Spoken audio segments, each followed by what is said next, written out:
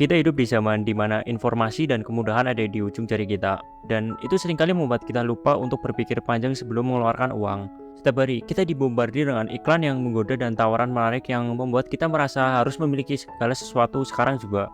Akhirnya, kita seringkali terjebak dalam siklus konsumsi yang gak sehat yang bisa membuat keuangan kita jadi berantakan. Gak sedikit dari kita yang ngerasa kesulitan mengatur keuangan karena kebiasaan-kebiasaan yang sebenarnya bisa dihindari. Mungkin kalian ngerasa gajinya selalu habis buat bayar tagihan atau kalian selalu mengandalkan kartu kredit untuk memenuhi kebutuhan sehari-hari. Padahal, kalau kita bisa mengubah beberapa kebiasaan kecil, kita bisa dapat menghindari masalah keuangan yang besar di masa depan. Nah, di video kali ini kita akan membahas 10 kebiasaan yang mungkin kelihatannya sepele, tapi bisa banget bikin kalian jadi miskin secara finansial.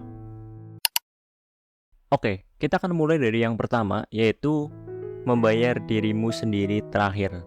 Konsep ini gue ambil dari buku Rich Dad Poor Dad, karya dari Robert Kiyosaki. Jadi di buku ini, Robert Kiyosaki menjelaskan bahwa salah satu kesalahan terbesar yang dilakukan banyak orang adalah mereka yang membayar semua tagihan dan pengeluaran terlebih dahulu, baru menyisihkan sisanya untuk diri mereka sendiri. Padahal, yang seharusnya dilakukan adalah menyisihkan uang untuk investasi dan tabungan terlebih dahulu, baru membayar pengeluaran lainnya. Kenapa? Karena kalau kita selalu menempatkan kebutuhan orang lain atau tagihan di atas kebutuhan kita untuk menabung, kita nggak akan pernah bisa membangun kekayaan.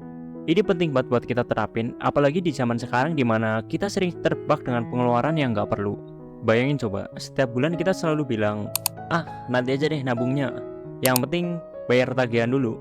Akhirnya, pas kita lihat sisa uang di akhir bulan, ternyata nggak cukup buat ditabung. Nah, mulai sekarang, coba deh sisihkan sebagian dari penghasilan kita di awal bulan untuk ditabung atau diinvestasikan sebelum kita membayar tagihan atau belanja ini itu. Ingat, kita bekerja keras setiap hari untuk mendapatkan penghasilan. Dengan mengelola uang kita dengan lebih baik, kita berhak memastikan bahwa usaha keras kita hari ini akan memberikan hasil yang positif di masa depan. Oke, kita akan lanjut yang kedua, yaitu kebiasaan membeli barang yang nggak dibutuhkan.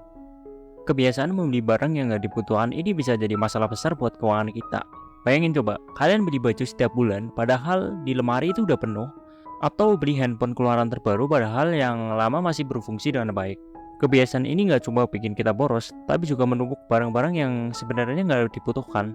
Mungkin awalnya kita ngerasa senang dengan barang baru, tapi lama-kelamaan barang tersebut hanya akan menjadi tumpukan yang memenuhi rumah kita.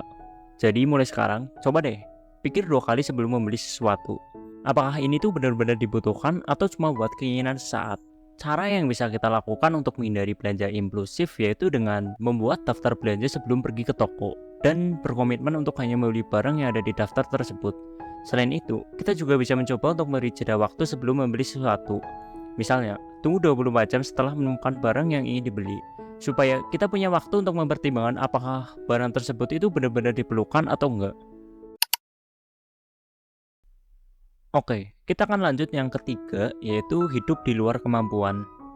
Kita seringkali terjebak dalam gaya hidup yang melebihi kemampuan kita. Misalnya, kita ngelihat teman kita punya barang baru atau hal lain dan kita jadi ngerasa harus punya juga. Padahal, kita mungkin nggak punya cukup uang untuk itu dan akhirnya malah berhutang. Hidup di luar kemampuan ini bisa jadi kebiasaan buruk yang berbahaya karena bisa membuat kita terjebak dalam utang yang nggak ada habisnya. Ini tuh masalah yang sering dialami generasi sekarang, karena kita seringkali tergoda untuk tampil keren dan mengikuti tren tanpa memperhitungkan apakah kita itu benar-benar mampu atau tidak. Jadi, penting banget buat kita untuk belajar hidup sesuai dengan kemampuan dan tidak tergoda oleh keinginan untuk tampil mewah. Ingat, hidup sesuai dengan kemampuan bukan berarti kita nggak bisa menikmati hidup. Justru, dengan hidup sesuai dengan kemampuan, kita bisa lebih menikmati apa yang kita miliki tanpa harus khawatir dengan utang atau masalah keuangan lainnya. Oke, kita akan lanjut yang keempat, yaitu tidak berinvestasi. Banyak dari kita yang ngerasa takut untuk berinvestasi karena tidak punya cukup pengetahuan atau ngerasa resikonya itu terlalu tinggi. Tapi sebenarnya, dengan tidak berinvestasi, kita justru kehilangan kesempatan untuk mengembangkan uang kita.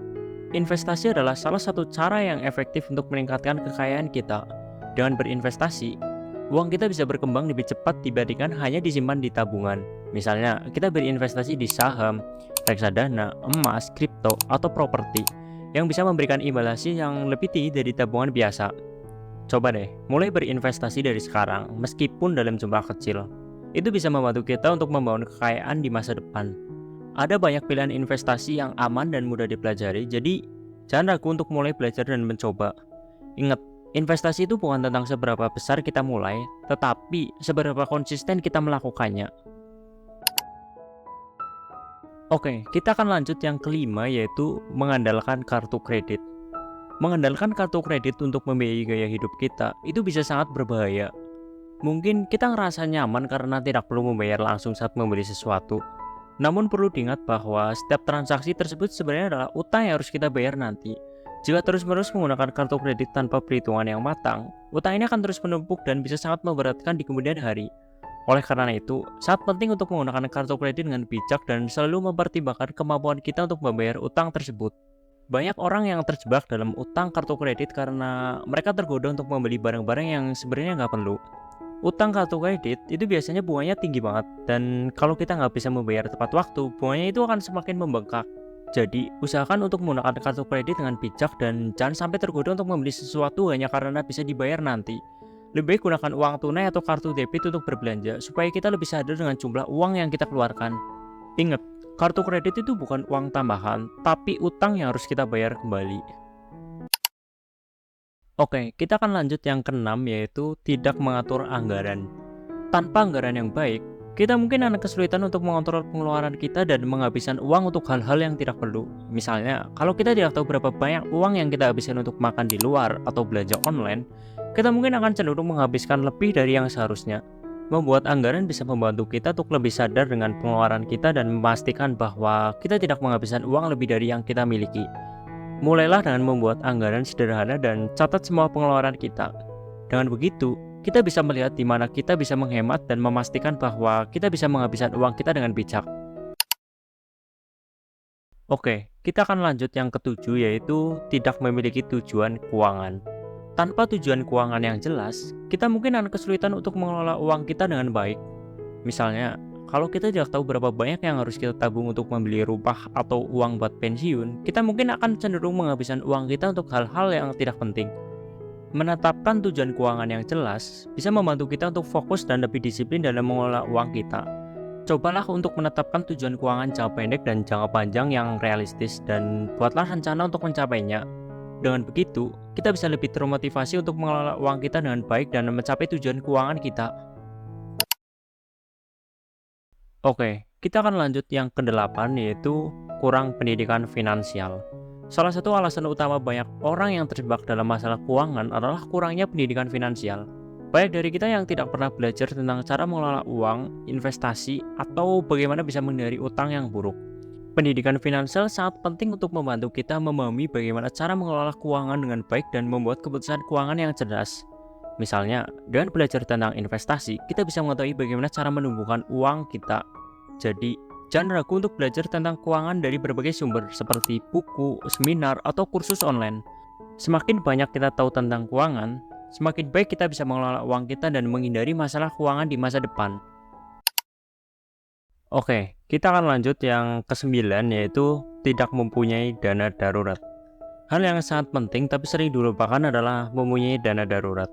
Dana darurat ini adalah uang yang kita simpan untuk keperluan mendesak, seperti biaya medis atau perbaikan rumah. Tanpa dana darurat, kita bisa terjebak dalam utang atau harus menjual aset ketika terjadi sesuatu yang tidak terduga. Misalnya, kalau tiba-tiba mobil kita rusak dan butuh biaya besar untuk perbaikan, kalau kita nggak punya dana darurat, kita mungkin harus berutang atau menggunakan kartu kredit dengan bunga tinggi untuk membayar biaya tersebut. Ini bisa membuat keuangan kita semakin kacau. Jadi, pastikan kita selalu punya dana darurat yang bisa digunakan kapan saja, minimal untuk kebutuhan selama 3 hingga 6 bulan. Mulailah menabung untuk dana darurat sekarang juga, meskipun jumlahnya kecil, supaya kita siap menghadapi situasi nggak terduga di masa depan. Oke, kita akan lanjut yang ke-10, yaitu terlalu bergantung pada gaji. Terlalu bergantung pada gaji adalah kebiasaan yang bisa sangat beresiko. Kalau kita hanya mengandalkan gaji bulanan dan tidak mencari sumber pendapatan lain, kita bisa kesulitan ketika terjadi hal-hal yang tidak terduga seperti kehilangan pekerjaan atau kondisi ekonomi yang tidak stabil.